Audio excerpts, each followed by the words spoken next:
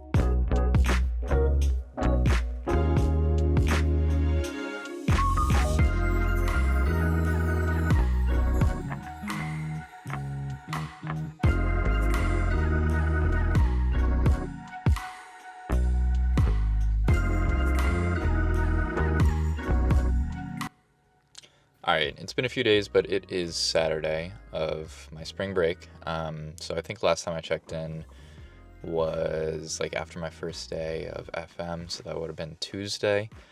So Wednesday, it was very similar to Tuesday. Went into the clinic, spent the day with my attending, saw some patients, nothing too crazy. The one great thing about FM is the hours, especially compared to coming straight from surgery where I was getting up around 4 a.m., getting to the hospital usually just before 5, and then leaving at like 5:30, 6 o'clock. So, that was really rough, but during FM, a lot of people start at like 8:30 or 9. With primary care, that's pretty typical. I know people who do start a little bit earlier to get done earlier, but my attending likes to start at 9. So, because of that, I still will get up, maybe 6:30, 7, and then I have time to go to the gym, come back, get ready, and then go to work, and I'm still there with plenty of time. Thankfully, the office is only like 15 minutes from me, and the gym I go to is super close, so, I'm getting up usually 2.5 hours after I was for surgery, and still able to go to the gym before I have to go into work. So that is the one thing that I have been enjoying a lot more than surgery. Content-wise, so far surgery is still my preference, but it is really nice to have a little bit of a break schedule-wise. So Thursday was our first actual day of spring break. We ended up spending most of the day in New Jersey still. Mackenzie is now on her surgery rotation, so we decided to stay the night Wednesday instead of trying to go home really late after she was done with work on Wednesday. So we got back to Maryland on Thursday, just kind of hung out at home. And then Friday we went to Annapolis. It was a pretty nice day. It was kind of weird. It was like cloudy at some points and then like really nice and sunny. But we went to our favorite restaurant, Preserve, with my friend Noah and his girlfriend. Last time I was at Preserve, I think me and Noah went, and it was his first time there. And he was like, hey, can we go back like with our girlfriends? It's the girlfriend, Stella. She works at a really nice sushi place in DC. She really appreciates foods. So the 4 of us went there. It was amazing as always, and we walked around a little bit. And then earlier today, actually, we went into DC and Mackenzie ran a 5K. So as I mentioned earlier, part of this spring break trip back to Maryland was to run one of the bigger races in DC, which is the Cherry Blossom 10-mile run. Back several months ago, I signed up for the lottery, and there's a lottery for the 10-miler just because of how popular it is. I was lucky enough to be picked for the 10-miler. Honestly, I wasn't sure if I was going to get it.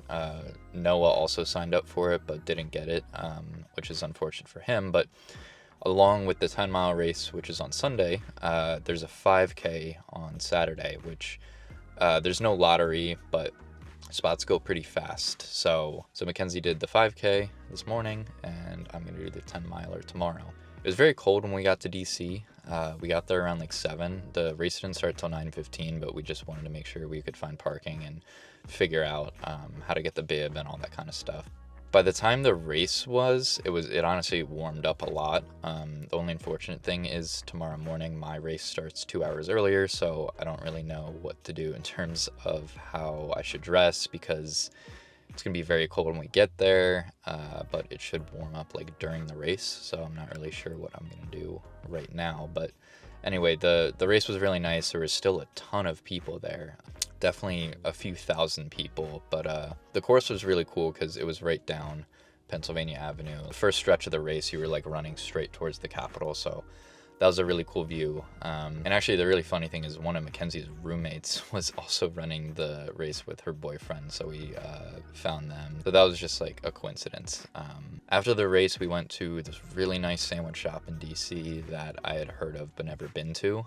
Walked around DC a little because it was a nice day, but we were pretty tired from getting up early, and she ran the race, so then we went home around like 2 or 3. But yeah, so tomorrow morning for me is my race. Unfortunately, we're going to have to get up even earlier than this morning because, like I said, the race starts at 7, half-hour drive into DC, then having to find parking. There's probably going to be a bunch of roads shut down, so that's always a hassle to like try to navigate that and then actually get to the race early enough to warm up a little bit. But it should be fun. I'm really excited. Like I said, it's one of the bigger races in DC. The energy should be awesome.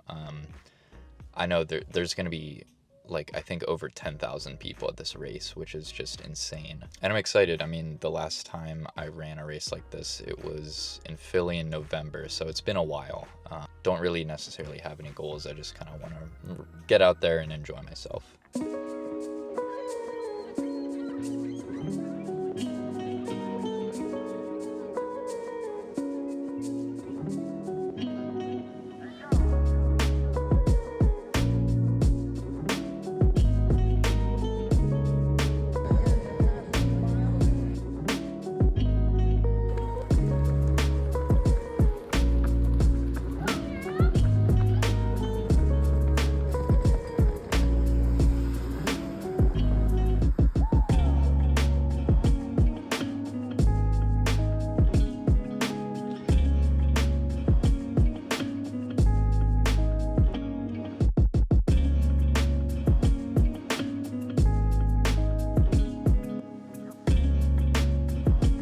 All right, so I'm back in New Jersey after spring break, so just wanted to talk about how the rest of break went, including the 10-mile race that I ran on Sunday. So overall, the race was pretty nice. Really, the whole reason the race is so popular and you need to win a lottery to get into it is because of how beautiful the course typically is when you run it.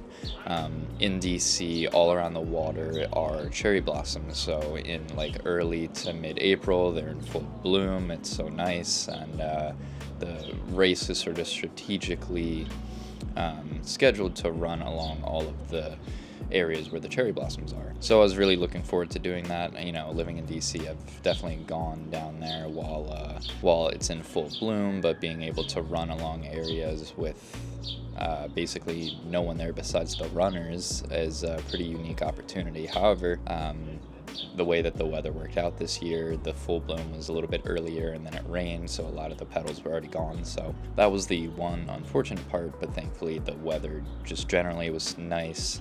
I'd run along a similar path for the half marathon back in September, so it was nice to sort of run along that path again. It's one of my favorite runs that I've ever done, so all in all, it was pretty good. I did wear tights, which was definitely a mistake. I normally never do it, but it was really, really cold in the morning, so I put them on, but then by like halfway through the race, it really warmed up between the actual weather and just my body getting warm for running.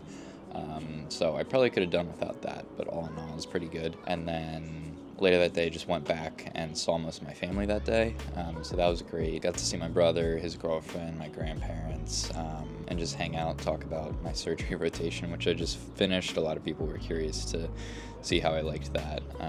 And then Monday was really nice. I got to see Noah and his girlfriend again. We actually went over to his place and he made us some food. He's really getting into making food and getting really good at it.